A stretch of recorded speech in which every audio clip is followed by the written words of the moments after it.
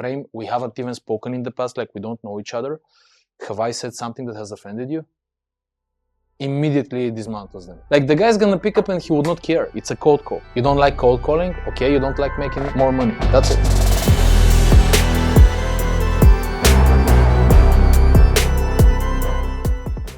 So one of the best ways is just asking, hey, do you know us? By the way, do you know the name? Instead of just saying, we are blah, blah, blah.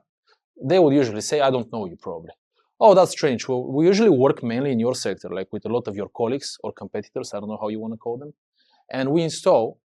And then usually they would say, let's say, it's an assistant or a partner or something. Usually they do it. It's not like the main guy that signed the list or whatever. And he says, just call later, okay? Just call later. You say, okay, fair enough. Like at what time? First of all, always agree and say at what time. And then move on again and try. And by the way, I'm calling because we're actually evaluating the property, at least when we look at it on the site, from maybe 200 to about €500,000. And that's a really good investment that we can usually help with. Now, right now, we don't know if we're going to be going there, but it's a lot of money. So just want to know if you can share with me the contact of, so I can actually speak with him. No, as I told you, off. I don't know. Like send me the email. Send an email. As I said, we don't give any contacts. If you get this, what do you say? If you get a negative client like this, a negative prospect, what do you say usually if you get this? You haven't gotten anybody like this from lists or? Okay. You know that you look like the young George Clooney. Yeah. Usually so I'm doing more digging. And I reach into the person that I want. Yeah, but what if you cannot? I'm asking you the following. She says that 2 or 3 times. Do you say anything back to her? Because usually it's like a secretary or something. Okay, like this works from time to time, but you gotta understand that she's not gonna check it. Nobody will check it. Even if they check it, they're not gonna call. Okay, ask Andrei. I told them. When they asked me to send them an email, I will not do it. Ah, okay. I will dig to get the number, or I'll go the second day, and I will tell them that I have an appointment with the CEO. Can I go to my phone? Can you give me his phone number? So they will give me. They will provide the number. I'm actually kind of okay with that. The whole point is, if you do hear it, I'm gonna give you something that does work 30, maybe about 30, 25, 30% of the time with like really negative secretaries, because also like they have a policy. And they usually get mad because in the past they didn't follow the policy. So like some marketing or sales guy would call and they would give the number, and then the CEO comes and says, I'm gonna fire you. So now she's like really mad when she hears somebody asks 2 or 3 times, okay? Yeah. So one of the best ways is, if you really get, even if it's the owner and they're negative, you ask 2 or 3 times, the third time just be personal. Like just says, hey, by the way, I'm really sorry if I said something wrong. Like, I'm going to do whatever you tell me, but look, to me, it is important to make sure that I'm not on the wrong foot. Like, we haven't even spoken in the past, like we don't know each other. Have I said something that has offended you?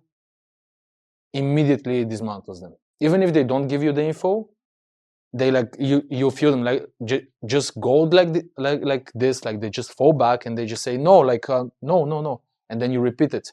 No, like really, I feel in your voice that I might have said something wrong. If I did, I'm really sorry. But please tell me what it is so that, we're on a good tone here. No, you didn't say anything wrong. Immediately goes, always. No, you didn't say anything wrong. Okay, so then I just want you to understand that I was asking this because this is not like your typical phone call. I'm not your random guy out there that's just, I don't know, maybe you have a lot of phone calls for orders or distribution. I don't know. I'm actually calling because we are here to support companies like yours in removing risk from future expenses. And your expenses up until now, by the way, I don't know if you know your bills for the company, your company has already probably paid 2 million in electricity bills, between 1 to 2 million. So we fix those things, and that's a lot of money. So if I can really speak with right now, it would really be 5 minutes. And if it's, by the way, if it's more than 5 minutes, feel free to just block my number and, I don't know, send me to the police, okay? Can you give me the number or not? 30% of the times they would give it. They say, I have heard this many times. They say, I didn't know, even though you said it in the beginning, we evaluated 200 to €500,000. When you say this, you can say the investment or the expense. They usually say, I didn't know it was about this type of money, I'm sorry. And they transfer you. I'm telling you. So this is like really good.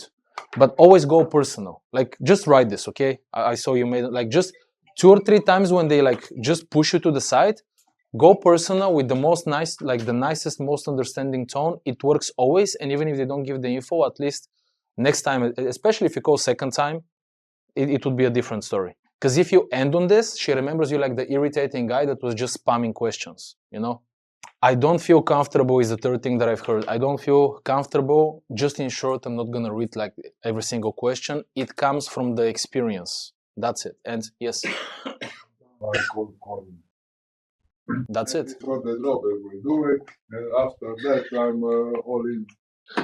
Hey, let me tell you this. Like, nobody's gonna make you and like really put you into this if you don't like cold calling, because it's not gonna work. But I have a question. Like, when you started selling all those years back, first times when you're doing any sales with marketing or even with cold calls. No. My point is, like, when you started doing sales and you had like zero experience, also what you're doing right now, not cold calling, like your typical process, it also felt a little bit strange, right? No way, like, don't lie to me. It was new to you. It was new. Okay, so you guys need to know the reason, just like your client needs to know the reason for the installation. So you can evaluate yourself what you want to do.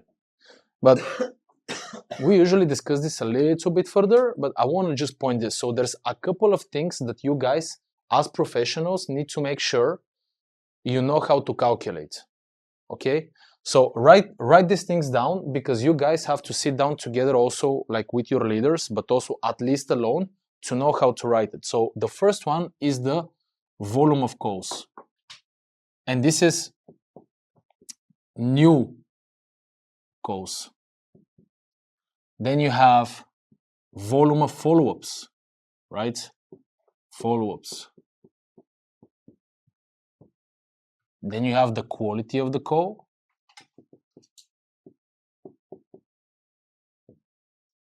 Quality of the call. You have sales cycle duration, because that's how it's called. Sales cycle duration. And you have average deal size, right? I always ask these questions, especially to the leaders.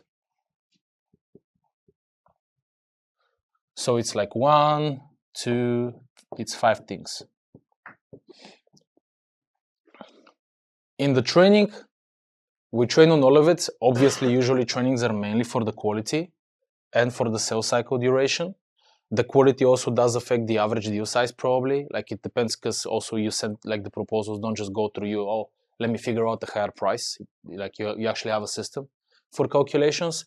But what you spoke about is, you know, in some teams I would go and I would see this. So you have like 5 guys. So you have 1, 2, like A, B, C, A, B, C, D, E. So you have these guys, and you get their rip, you get the pipeline.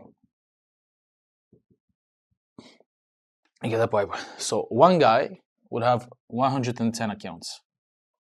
They usually say, yes, this is all like active prospects. Yeah, right. Okay, cool. Another guy would have 20. Really. Another guy would have 40. Another guy would have maybe 80. And let's say another 20. Right? And this is coming from, with you guys, was it mainly lists, marketing? You said something like lists. Was that it? Like what was it? Come on. Yeah. So do they actually like sign some kind of a form? No, it's not the list. Okay. So it is cold call. Cold call. Okay. So how much is your active pipeline? How much do you have in the pipeline? Yours, not this one's. 40 to 80. 40 to 80. No, like how? That's the average, I don't know. Okay. Right now, you don't know. But I'm working on 5.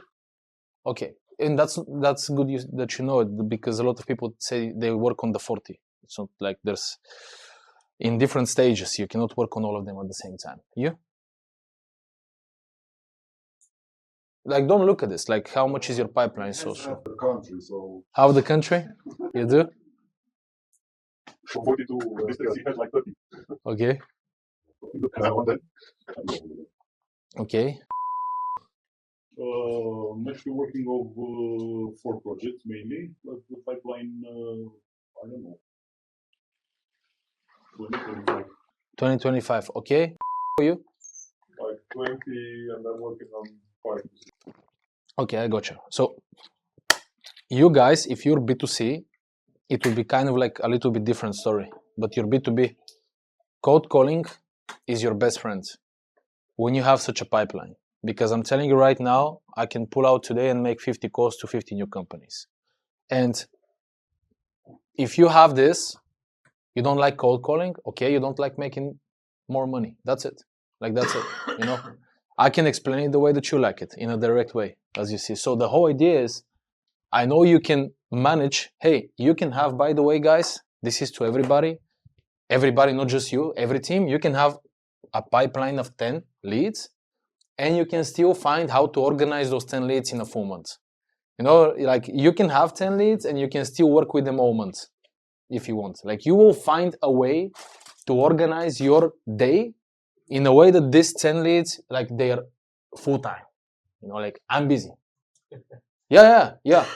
Like, that's a typical sales thing. This is like, this is normal, you know? It's nothing bad. Like, don't, oh, yeah, fuck this. I've done it. Everybody's done it. That's why I said I have a blow with cold calling, because I think I'm stuck. The whole idea, by the way, is if you get a list or marketing, like some companies think that marketing is really good. You need to have, like, usually marketing and calls and lists, but there's specific pluses and minuses. If we take marketing, okay, so you're not going to be making a cold call. Well, you know what? You still have to take it as a cold call, because otherwise you cannot connect properly with the clients. But the second problem is, when a company, usually your clients, when they come through marketing, they're usually shopping. They're shopping around, so they are really price sensitive. Like, they really bargain, you know? You've seen that, right? Like, usually marketing is like this. So he's searching, he's going to sign your marketing, yours, mine, and he would look for price. So you immediately, the majority of these clients, you would be working on handling price, which hopefully you can, sometimes you cannot. It's just the type of a client he is. With cold calling, these are clients that are not shopping currently. Yes, you would have lower conversion rate. So if marketing is 20, this would be 10. But your average deal size would be higher. Because he wasn't shopping, you're usually his one connection if you know how to talk, how to connect, how to handle. So you retain the client. So you would usually be the only person working with the clients. And even if he goes somewhere, he would be honest with you and he would tell you. Like, there's clients, there's owners that are, you know, they're smart. And he says, you know, I like the idea. Before I do anything, I would actually also like to look at the market and other offers. This is one of the, like, usually this hits right here. Like, don't let it, because he's right. So 9,000 answers, you have to have a discount. Okay, all right. For all installations? Are we talking about Tinders or what? Okay, 90,000 one, 90,000. Yeah, I know, yeah. I have more, I can put them right here. Yeah, so the average on the B2B, the first thing you need to go from is all day, cold calls, no meetings, no visits, right? So that's like only calls, right? So you have first calls and maybe some follow-ups. It's usually between 60 to 80. Because my research is 1 minute. I just look at the company, I pull out the people, I pull out the position in the name, and I call. And while I'm calling, I'm on the website. If they pick up fast, I'm not reading the website because I gotta talk. If they don't pick up, I'm looking at solutions, this, okay, telecom, okay, cool. Hi there, I'm looking for. That's it, yeah. So you don't need to analyze too much because the majority would be no. Like, our job is to get rejected. Like, we get paid to get rejected, actually. You know, 90% fail rate. Like, some people say 10% conversion, it's actually 90% fail rate, you know. Like, you get paid to fail. So, no, like, yeah. What? Isn't it like this? Yeah, because like a lot of people think about, and then how can I go there and make it better? And like, the guy's gonna pick up and he would not care. It's a cold call, you know. Like, a lot of them. We must realize that this is why Yeah. you are afraid to call, because you feel rejection. So. Do you think that I would feel good, like, later when I do a cold call in front of you guys? Like, I'm training you. Like, do you think it feels good to me as well? Like, I'm like, immune, you know, I'm immune to fear, you know, like this is normal. They know who to trust, revenue popping, bank busting, robust.